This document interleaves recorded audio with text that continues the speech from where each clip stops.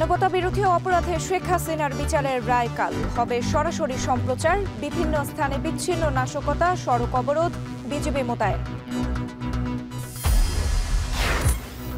দেশের অর্থনীতি নিরাপত্তা রক্ষায় দ্রুত গণতান্ত্রিক সরকার প্রয়োজন মন্তব্য ফখরুলের। ৫ দাবিতে অনড় জামাত সহ ৮ দল, চলবে আন্দোলন।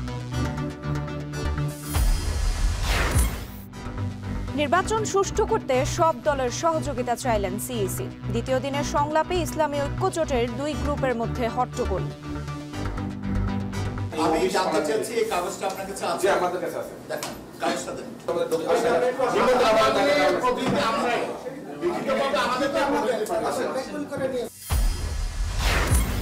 হাফ ভাড়া নিয়ে শিক্ষার্থী শ্রমিক সংঘর্ষের জেরে বরিশাল থেকে সব রুটে বাস বন্ধ। এক ইস্যুতে প্রায় ভোগান্তি, যাত্রীদের ক্ষোভ।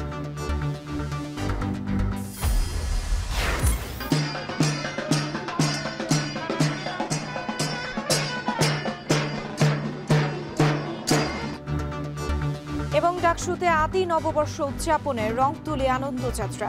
রাবিতে লোকজ আয়োজনে নবান্ন উৎসব, ভালো ফলনেও চিন্তা কৃষকের।